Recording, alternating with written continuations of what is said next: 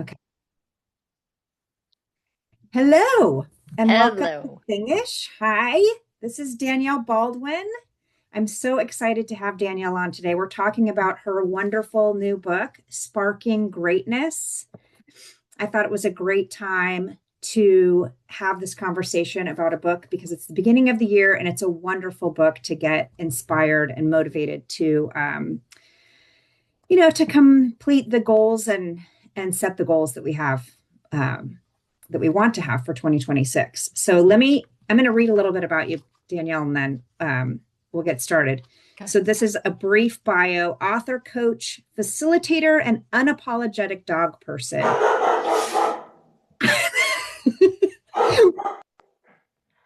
Unapologetic dog person. And he's like, yes, she is my person. That is right. I'm so sorry about that. That's okay. I should say I'm a cat person and maybe my cats will come in. On cue. That was actually awesome. Danielle helps people lead with fire, fail with grace, and build what matters. Okay, so sparking greatness. Danielle, tell us what inspired you to write a book about inspiration. I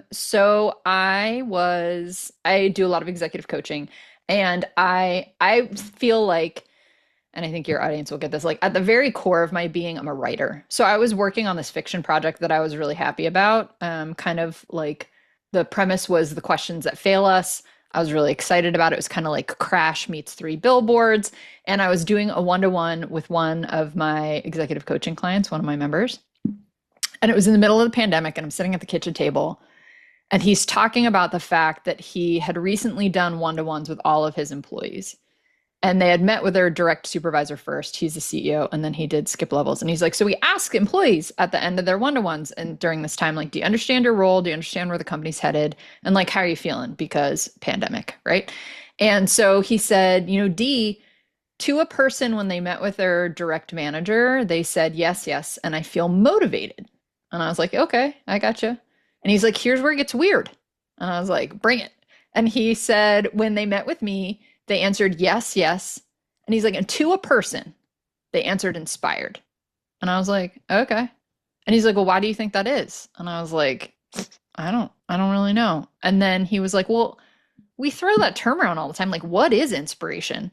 And the moment when you get inspired and it just like hits you like a lightning bolt, I like almost fell Yep. out of the chair. And I was like, I don't know what it is. And then I fell down the rabbit hole. And here I am. Here I Oh am. my God, I love Yes. it. Because you talk about in the beginning of the book, you talk about the difference between motivation and inspiration. And I think that's a really interesting, because I don't think about that. I mean, Yeah. I feel, well, I guess before reading your book, I thought maybe they were not one and the same necessarily, but kind of very similar. Hmm.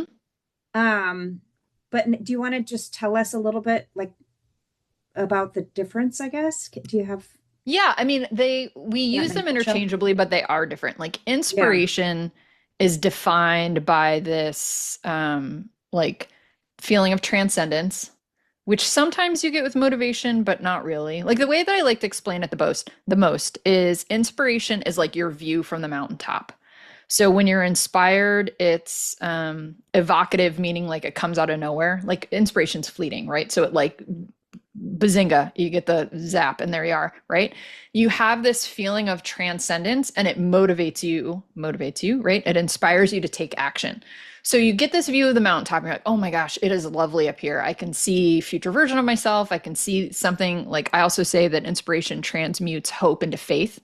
Like, oh my gosh, I hope I could write this book. I hope I could do this. And then all of a sudden you're like, hey, sister, I can do this. I love Motivation that. is when that starts to dwindle. How am I can see the mountaintop, but how am I getting through the day to day to get back up? So it's more of a terrestrial, it's more of a push. Motivation can come from like fear, right? So let's say my niece got married in September. And so let's say I wanted to look a certain way at the wedding. I could want to look a certain way and choose to go to the gym and work out and do all those things. because like I know I'm going to feel better in my body and I'm excited about it, or it could be fear that I'm going to look terrible in photographs, right? So motivation can kind of work in both ways. You're still taking action, but inspiration is more of like a pull and motivation is more of a push. Oh, I So love that. yeah, but they work hand in hand. Like I call them in the do you remember when we were growing up, the Wonder Twins? Yeah. Wonder Twins activate. They're kind of like the Wonder Twins, right? Like they work on their own, but when they work together, they are like the gorilla in the bucket of water. They work much better. Oh my God. Okay, because I like once you made that clarification, I feel like, okay, I feel I'm often motivated. I just am Hmm. that's just kind of, I don't know, I'm a motivated person Hmm. for many different things, but I'm not often inspired. And so sometimes I'm motivated, but I feel like I'm like walking through peanut butter because I'm Yeah. like, trudge, trudge, trudge. Here I go, but but like you said, the pull of like, oh my God, I'm inspired. And then I'm so excited Yeah. that the motivation doesn't feel like peanut butter Hmm. because I can't wait, Yeah. Like I Hmm. guess that's what inspiration feels like excitement to me. Absolutely. Absolutely. It like gives you this sense of clarity and this like sense of purpose and faith. Like in leadership, inspiration is about showing your employees like what the best version of themselves is. It could potentially be. It's like showing them this mirror and being like, hey, like you could be this amazing, whatever. And they're like, oh my gosh, I totally could. And for ourselves, it's similar. It's like when we see inspiration in its earliest uses, it's all connection with God. It does not matter what religion you are talking about, whether it is in Buddhism or it's in Islam or it's in like any form of Christianity. Our in like the Latin root is to breathe into. And what we see across all the historical texts is it's like this connection. I say it like with creatives, I'm a little looser, but like it's connection to your higher self, like at 100%. That's what it is. In leadership forums, I'm maybe a little more tightened about that, but it's yeah, like that is the universe, like big magic. That's Yes. what we're talking about. Oh, I love it. Hmm. Um, okay, there were a couple, like I took notes on a few things that I just really, really felt like excited about. And I was inspired by Love that. several things. So the things that really got me were, well, first of all, your description of the helium hand. That was like one of the earlier things because I have a terrible helium hand. So wait, Uh-huh. can you just define helium hand so people know what it is? And then because it's just, oh, it's a problem. It's a problem. It's a problem. So this is from one of my members, Lauren Thrasher taught me this term, and it is like the tendency for you to like it's the saying yes to everything. You're not taking anything of your own account into accord. So the way that this she taught me this is she was, she is a business owner, she's a CEO, she's a mom, she is very involved in industry events, she coaches and does all these things. So she's sitting in a PTA meeting and they have no one to run the gala. Did I mention that she volunteers twice a week? I mean, like this woman is like violently overscheduled. I will use that word. And she's like looking around and people are like, "So, who wants to run fundraising for the gala?" And nobody's doing anything. And she's like, "D, I like honestly, I didn't even see it happening." And all of a sudden this hand's going up and I realize it's like mine and it is like creeping up. And then there I am and I've signed up for this thing. I'm like, "What are you doing?" Right? So that's what helium hand is and it can come from a whole different it comes from all different places like if we're people Right. pleasers, right? If we're Yes. type A and we're like, we're going to do the things, like there's so many different places it comes from, but it is like not helpful. No, no, not for inspiration. I mean, the thing is, okay, here's I guess my struggle Hmm. because it is helpful, like to the world, to Yeah, society. It's helpful. And absolutely. I think I want to be helpful. Yes. And but I am a pleaser. And so Yeah. I'm doing it for the greater good and for maybe some weird pleasing thing that is very unhelpful. That part is definitely unhelpful. And so then in my mind, I think I always have more time than I do. Hmm. And so I'm like, well, I can certainly do that. And Uh-huh. then, yeah, I don't know. I'm like, I regret saying yes Many Mhm. times I've regretted saying yes, although many times I have said, I'm so glad I did that, but not until the very, very end after tears and heartbreak or whatever. I mean, it wasn't always tears and heartbreak, but you know what I mean? It's just, it's always more than you think it's going to be. Yeah, I agree. Yeah. I think where it plays with inspiration is inspiration has these three precursor states, right? So the first one is spaciousness, and that is mental, emotional, physical, right? And we can talk more about that or whatever. Then there's stillness. So in order to have stillness, you need the spaciousness. And then there's self-forgetfulness, which we normally get in community or when we're aligned in some way with goals and values of another person or organization. But the problem with Helium Hand is it encroaches on our spaciousness because the spaciousness in our calendar that we need in order Yes. to have stillness or whatever, or really think deeply, we have just given it away. So Yeah. that's the problem. I mean, there's a time and a place for Helium Hand, but um, what I talk to people about is like if you can just make the promise that you're not going to commit in the meeting, right? Just promise me Yes. that you're going to roll in there, and if you see your Helium Hand go up and it's up before you know it, you can say, "Hey, I'm interested in this. I would need to think more about it," right? So that you're not committing on the spot. My hand says yes, but my mind, That's but I'm right. going to talk to her later. That's right. That's right. Um, if once you get better at popping it, then it won't go up as much. But in the early stages, it's like having a discussion with yourself about like, hey, I'm not going to commit to anything. And in the instance in which out of the corner of my eye, this thing is floating up, I'm going to say, I potentially can help here, but I need to think about how it will work with what I have going on. Can I get back to Well, I you? like that. I like how you phrase that because I feel it's excruciating for me to not offer to help, Mm-hmm. which is something I need to work through. But I just even have just saying, I will consider it can at least give a person more time to think and decide if it makes sense. You just need a buffer. Um, yeah, yeah, I like it. Okay. That brings me to mental stillness. And you talk about meditation and putting down your phone. And I just would love to hear more about that because I think that's a lot of people's goal for 2026 is to disconnect a little bit more and find that stillness, even if we didn't even know that that's what it would be called necessarily, but just Mhm. it starts to feel agitating to constantly be watching your phone or the news or any other source that just brings that feeling of like I can't, it's just so anyway, I was wondering if you could address that.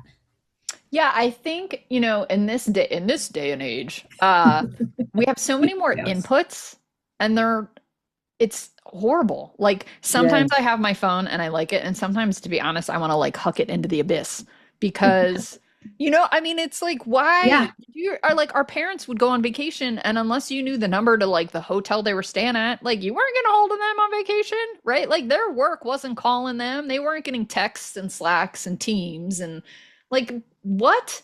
So Yeah. we What wonder happened? why we're exhausted all the time. It's because we have all this crap like ringing up our nervous system, like Mhm. we light up like a Christmas tree. So I think when I notice people are going into burnout or overwhelm, because I can't get you to inspiration from the bottom of the ocean, I got to get you to like sea level first. And the first thing Yeah. I say is like information diet. I mean, Mm. you have got to like the notifications have got to come off. Um, being really conscious about how much time you're spending on it. So I have the discipline of like a 2-year old. Okay. I will admit that with my phone. I have to turn it off. Like it's not Yeah. enough for me to put it in the other room because I'll just like roll my bones in there and pick it up and be like, oh, well, what about this? Right. So for me, discipline is like this, it will go off. I tell people so nobody panics.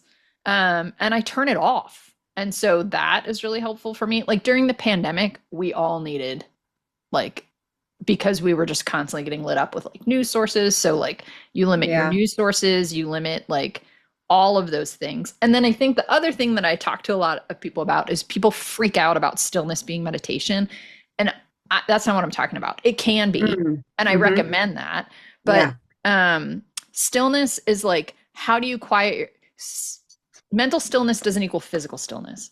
So one of the ways that I craft a lot And I can do anything from like needlework to diamond painting to paperwork. Like it doesn't matter.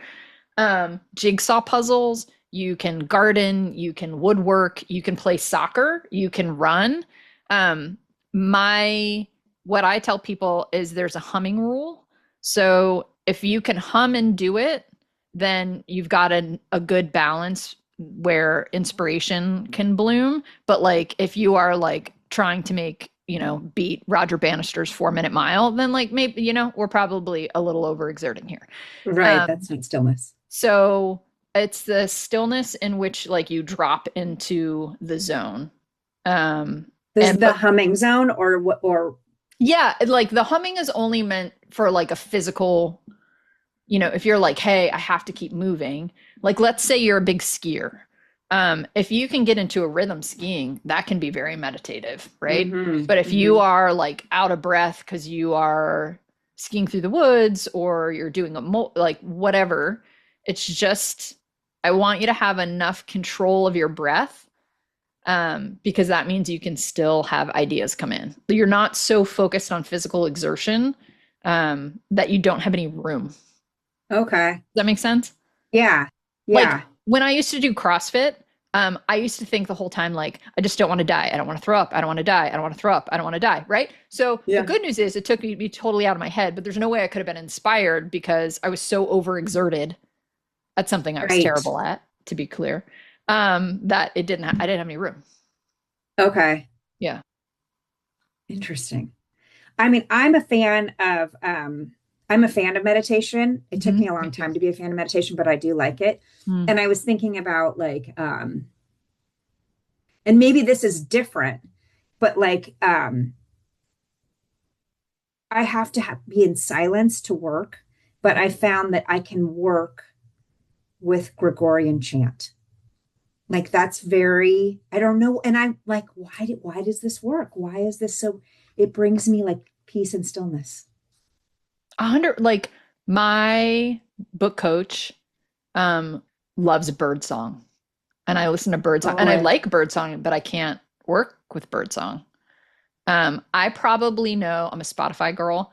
I yeah. probably know that deep focus. Like I can be anywhere. I was in my acupuncturist office the other day and like it was playing and I was like, this is deep focus, isn't it? And she was like, there's no words. I'm like, girl, I have listened to this playlist 7 million times. It's a Um, deep focus it playlist. is deep focus. It's I'm purple. writing It's it got a down. purple background with like little Okay. constellation. It's a Spotify playlist, and I know that thing, and it's all instrumental, and I know it backwards and forwards. Really? Yeah. Okay. I'm always wanting to find another thing. I love the chanting. I don't need to, but my kids are like, "Mom, seriously? Like you're Mom. freaking me out." Yeah.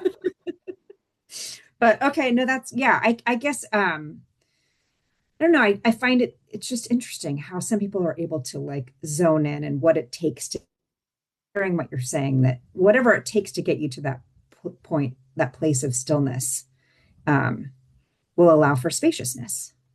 Yeah, it's like one of the things that I like to do is I will just sit and look out the window, for stillness time. Like my superhero or my superpower I got from my mom is my ears. Like I can hear and I love to listen. And so I listen, like my heat just kicked on. And then I live on a busier street, so I can hear a car go by or I can hear a dog. We can hear dog barks pretty loudly in this house. Um, but it's listening for those little things, and it just brings me such peace. And then I'm open to like an idea. Like I had a moment of inspiration this morning about rivers, and how that will play into a fiction thing that I'm working on right now. So it's just like, but if you don't, it's like Field of Dreams, right? Like the bad Yeah, news is if you build it, like inspiration sometimes shows up and sometimes it doesn't. Inspiration is really similar to the muse. For us as writers, yeah, like sometimes she rolls in and she's like, hey, I got this chapter for you. And she just writes it and you're like, cool, thanks for coming. And then other days you're like, hey, Muse, are you out there? And she's like, hell no. And you are like army crawling through that page. Inspiration is the same. Like you yes. have to build the field in order for it to come. And building the field is spaciousness, stillness, and self forgetfulness. That's how you build it. Okay, I love it. Um, okay, a couple of things that like just took me. I was like, I gotta write this down. The bizarro brainstorming. Oh my God, That that is is like so fun. it's so playful, and that really speaks to me because I'm always looking for something like, what if we did it backwards with a clown nose? Like I always want to make it like something goofy and weird and funny, Hmm. just to maybe, I don't know if it would be for inspiration or interest, like just make it something that I'm interested in. But I just have to tell you. So my daughter was studying in Barcelona, and she was totally miserable, and she wanted to come home. And I was like, um, well, first of all, we've already paid for it, and second of all, it's Barcelona. It's Yeah. one of the coolest cities in the world. Like, you've got to find something to like about it. And so I'm always like, think of the things you love, gratitude, like, all these things that I'm trying to like talk her into liking her city. And Mhm. she is so determined to not like her city. And I'm like, "Ugh," and we're just like at, loggerheads. And my friend Stacy was like, what if you guys came up with a list of all the things that you hate about Barcelona? And I was like, okay, I'm willing to try it. And then it became like fun, and it like loosened up the whole thing. And then it was like, okay. I mean, I'm simplifying it because it took a while for it to be okay, but it just like became less of a struggle. I don't know. And so when you said this, I was like, oh my God, it's like when we decided to hate Barcelona. It just felt like that. So I don't know. Like, what is your experience with it? So I find um, when we are looking for creativity and inspired ideas, most of us that are type A have a tendency to hold tighter, right? And do Yeah. exactly what you said. I do it too, right? Like, let me tell you all the reasons why this is going to work. Or so we Yeah. have this like kind of fixed thinking. And what I love about Bizarro brainstorming is that it inserts the playfulness and it like takes the fence down, right? So we have this like fenced in mentality of like, this is how I'm going to solve it, and this is how it should be solved, and this is what I'm going to do, and la la la la la. And like, it does not invite play or creativity or inspiration. So this just like takes a buzzsaw to that thing. So the example I use in the book is like, from a leadership perspective, okay, we want to increase employee retention. Well, let's think about all the ways that we could just tank it. So we're going to pay everybody in pennies, right? We are going to like serve gruel at the cafeteria. Like just be silly, because then after all the silly, you can get, it's amazing like the creative examples you can come up with, right? That are just like ridiculous. But if you allow your mind like to go in the wrong direction, like there's a friend of mine is an admiral in the Navy, and her name's Seiko. And what Seiko tells her team, uh, a bunch of very, very smart people, is when they come to her and they're like, we can't figure this out, her mantra to them is make it harder. And they're like, wait, what? And she's like, you can't solve it with what you got, make it harder. And she was like, because it requires them to completely blow up or like make the constraints such that like they have to think differently, and then it's amazing. She was like, they solve it every time. So it's just this way of like opening up, of letting go, so that again, you can open up the space to like get a more creative solution. Yeah. Like throwing something absurd and nonsensical in. 100%. Yeah. And then because I feel like I'm always throwing in the absurd and nonsensical, just not because on purpose, but just because that's how my brain works. And then I find that it leads you back into something more serious and deeper, Mm-hmm. on like and I'm not, like I said, it's not on purpose. It's just like if you go out, when you come in, it's like you came in to a better level of where you wanted to be in the first place. I agree. And I think sometimes it also can help you like address some of the fears that you don't even know you have, that you can like kind of get out on the table, that might be subconscious, that might be holding you Mm. back from a specific solution, or like so I love the idea of like, what do we hate about Barcelona? Like we hate these things, right? And your daughter might not have been able to say them normally, or like she uncovers new ones, and it like Yeah. it's like this like like Festivus airing of grievances, right? But it like clears the air in order to come up with something that can be, to your point, like helpful, and you go a little bit deeper and you come at it with fresh eyes, I think, which is what's important. Mm-hmm. So Mm-hmm. I like that. Yeah.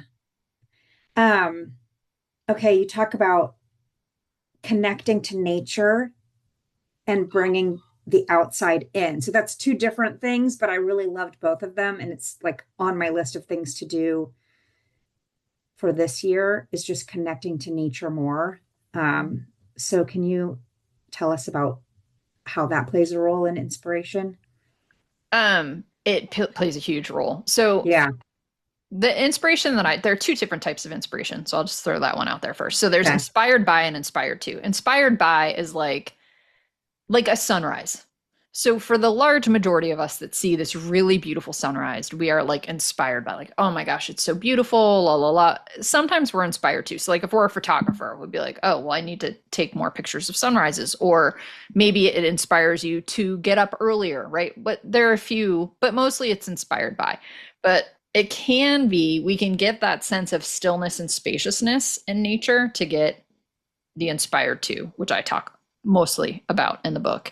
And it's that clearing. So, and it goes to single tasking. You are not out in nature listening to a podcast. You are not listening to music. You are not talking with your friend or your family or anything like that. So you are out there and you are noticing and you are present and you're giving yourself permission to be present. And then it's amazing what can come in. So, um, are you a Doris Kearns Goodwin fan? I love her. I don't know. I don't know who that is. She is this tiny historian. And so she wrote a Pulitzer prize winning book called Team of Rivals. And it was about, she writes mostly historical, not fiction, but like historical books. And so it was about Abraham Lincoln and his choice of cabinet, which was essentially all of his rivals and why that worked and how it worked in it. So she wrote this other book. She's written a bunch of books. She wrote this really great book about baseball, which I loved. It was a memoir. But the one that I'm talking about is she talked about leadership in turbulent times. And she compares the presidencies of both Roosevelt's, Lincoln, and LBJ. She worked for LBJ, so there's a lot of LBJ in her stuff. And what she noticed across all four of them is all four of these guys, huge stuff going on in their presidency, took time away, mostly in nature, to have stillness and spaciousness so that they could get the clarity that they needed to be able to come back with a fresh look to whatever problem they were solving, right? So Teddy Roosevelt's like cruising around in the Badlands, right? Like everybody's got their jam. But if we have leaders of the free world, so to speak, debatable at this point in time, but in theory, right? Who understood the importance of taking time away and being in nature is like, we can take that too. And then I think during the pandemic, especially early when we were all freaked out to be outside, like there's this study they did in the UK that like plant sales like skyrocketed because it's a really easy way to make the outside inside, right? Like we all have houseplants or probably more, or you can do it with artwork, or you can even do it with like accessories that are nature based. Like I keep a little peacock feather because it's very inspiring to me next to my desk. I have like rocks and stuff because inspiration is like wildly inspiring to me. So you can bring, like, even if you don't live near a park or you live in an urban area or like you live downtown in a studio and like nature isn't available, like you can look at it on a computer screen. You can listen to bird song. You can, like, there are a ton of ways to make it accessible to you, even if it is not outside your front door. Okay. That's cool. Um, yeah, I don't know. You can't see my background because I blur it because it's a little bit messy.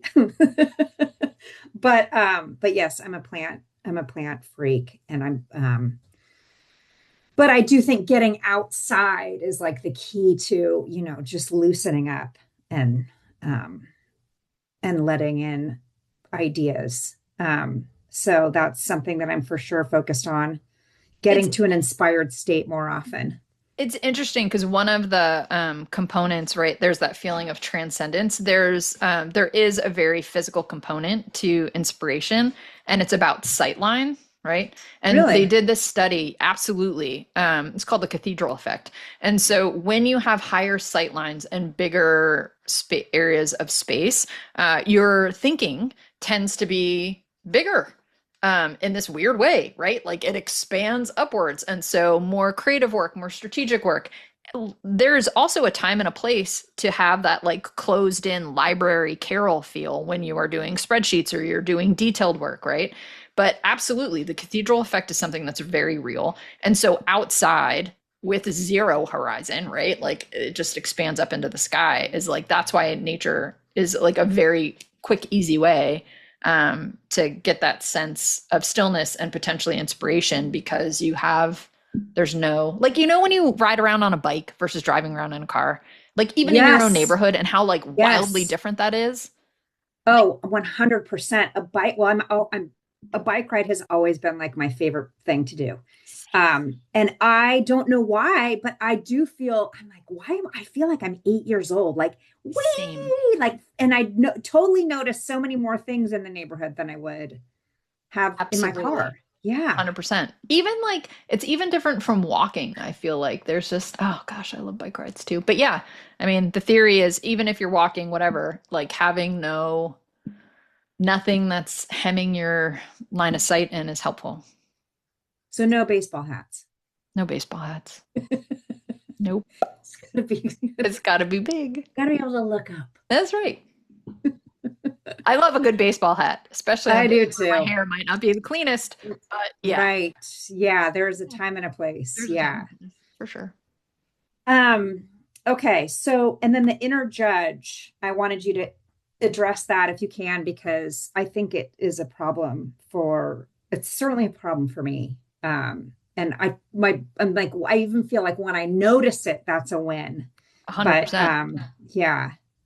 And I loved how you brought up the war of art because I think the last time I saw you, which was in an airport, It was. yeah, you brought up the war of art and I hadn't read it yet and then I got it and I read it and I was like that was an incredible book and I loved all the parts that were talking about the resistance and Yes. yeah, and the inner judge is part of that. It totally is. Yeah, I have the War of Art. I say that and I'm like, I have it right here. And I don't know what I did with it. I must have given it to somebody. Oh no, of course. So I love Stephen Pressfield. I love the War of Art. It is always literally within arm's distance. Such a And he great does talk one. about resistance and all kinds of good stuff. So I think for any creative, this is the only book I reread every year. Um, Yeah. it is lovely. But the judge. Okay, so we all have inner judges. There is a book called Positive Intelligence I haven't by read that one. Shirzad Shemaine, which is amazing. And Okay. he breaks down not only your main judge, but he calls them saboteurs. And so you take a free online quiz. And so it can be perfectionist or procrastinator or whatever. Very helpful. That's There's a good. whole system and classes behind that, but just reading the book and taking the assessment, I think is really helpful. But I feel like we all have this inner judge, and she's freaking rude, man. And But what a bitch. yeah, like Get come on, out. get Nobody out. invited you. Yeah. Absolutely. And so what I've gotten better about with a lot of focus, like the first thing, Lindsay, is exactly what you said. Like they can be very sneaky. And Hmm. so the first thing is just like identifying her, his, their voice, right? Like what Hmm. does it sound like in your brain?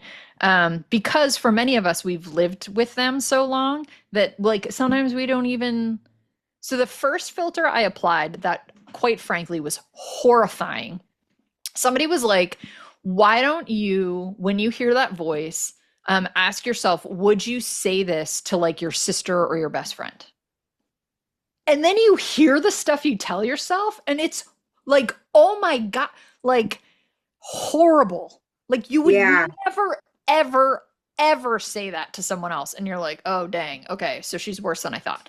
And then it's like catching, and when you first start you're going to catch her, she is going to write a story that is like 50 pages long and you're going to be like oh I got you, page 50, and then you cut her off and you redirect her. But then you get like hip to her game and then you catch her at page like 30 right? So she Yeah, it yeah, off yeah. of 20 pages. And then you catch her at page 10, and then you catch her at page 2. So it's about identifying what the voice is and what it sounds like, Yeah. and then redirecting. So for me, I can't say to her, that's not true, because she will like double down and be like, oh, yeah, you want to know why it is true? And then like the jersey comes out and she does all the things. But if I say to her instead, what would be more helpful to believe? She has to play my game. And she's like, well, it Oh. would be more helpful if you were to believe that you did a good job with this. And then I'd be like, see, right? It's like my like sneak around for her, because sometimes she can just be like, no. But the judge, it impacts leadership. It impacts how we show up in family. It impacts how we show up in community. It impacts how we show up in creativity, which is why the War of Art is so delightful. But it's ever present. Like if somebody tells me I don't have imposter syndrome, I'm like, you're full of shit. Yeah, I mean, you might not have it in like like normally, or like I'm not afraid of something. I'm not afraid. Right. I had a guy tell me a few years ago, like I'm not afraid of anything. And like, that's you just not knowing, Oh, right? let's tap dance then. Yeah, Bring it. Bring bring your tap dance shoes. We'll um, find something. absolutely. So, people, might not have imposter syndrome at work. They Read might me have about imposter her. syndrome as a parent, right? There are a million different places, but like Yeah. people that say that they don't have a judge, I'm just like, you just can't hear it. Well, also that you can't hear it now. Like Totally. sometimes I feel like I don't. I'm like, gosh, I'm pretty. Yeah, like I'm not that scared. And it's like, well, yeah, I'm not that scared of that thing that we're talking about right now. But so sometimes I can't even pinpoint my imposter syndrome unless I'm in it, like in it right at that very moment. Hmm. It's like a real lack of self-awareness. I don't think so. I mean, it's not up all the time, but like it comes Yeah. up, like it doesn't come up for me when I'm like in the kitchen, but like like I tell the story, like I was crafting, I was making this really beautiful box for my best friend for her 50th birthday, and it started out really fun, and then I started to get super freaked out about like this is shoddy and this isn't going to work, and then I was like, "Oh, hey girl, judge, like this is supposed to be fun. Get out of here. Like I don't need you for this." Grab And your then it went Mod back to being fun. Podge. Yeah. Oh, oh my God. Okay. Well, that's really fun. I mean, I just think there's so much great stuff in your book, and it's a perfect time to read it. I feel I mean, I'm like, this is going to help me get into a place where I can stay inspired as much as I can, because, or Mhm. as much as much more than I would otherwise, because I have a lot of big projects this year, and I am wanting to like, breathe deep and like dive in and not be like, oh God, intimidated or scared. So this is a really helpful thing, and I'm very happy that you wrote it. Thank you. Yeah, I love it. I think like if anything, if people can take time, I call it in the book like flexible discipline. If you can have some flexible discipline about creating spaciousness and stillness for yourself, if you want inspiration on the regular, like it sounds counterintuitive, like, hey, I want this like floofy thing to come visit me, but I have to have discipline around it. And the answer is like, yeah, you kind of do. And it doesn't need to look the same every day. It can be like 5 minutes at 6 o'clock in the morning, drinking coffee and listening to the sounds around you. Or it can be 30 minutes in the middle of the day and you are like it can be whatever. It doesn't need to be the same thing and it doesn't need to be for the same amount of time, but it does need to be. So just like inspiration when it's lasting is like part of a practice, like a gratitude practice or going to the gym or doing yoga or following a diet or whatever. But like if you create a habit around creating spaciousness and stillness for yourself, it's going to be way more likely to show up. I love that.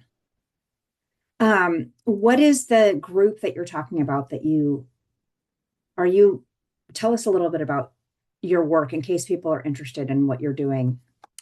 So I am an executive coach. I work Uh-huh. in conjunction with a company called Vistage. So I run peer advisory boards. So think of it Okay. for writers. It's like a rate and critique group, except it's for CEOs and business owners. Okay. And they bring their issues and challenges to a group of people that do exactly what they do in non-competing industries and they work it out.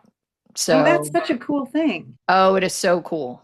I mean, it's interesting because I did executive coaching for a while, and what I found really quickly, like you find in a read and critique group, is like the power of a group of people working on an issue or a problem, like just based on like physics. It's always going to be Yeah. better than two brains if you Yeah. have like 16 brains working on something instead of two. And so it is Even fascinating. if it like guides you toward what you don't want. That's what 100%. I'm like, okay, now I know what I like how does that feel inside of me? I know that that's not going to be the answer, but that will lead me more clearly toward the answer. Absolutely. So I do that. I do keynoting, and I do coaching. So those are Okay. that is my by day, Danielle. By night, you play with your dog and write books. Yes, and watch baseball. Three excellent passions. That's right. Go Padres. So we'll see what we do. We haven't done a whole lot in this off season. I'm a little worried, No. but Preller always Uh, pulls it off. So we'll see. yeah. Well, thank you so much for coming on. It's so nice to talk to you. I really appreciate your time. Thank you so much for inviting me. I thought Yeah. this was fun. I had a great time. Thank you. Okay, great. Talk to you soon. Okay. Bye.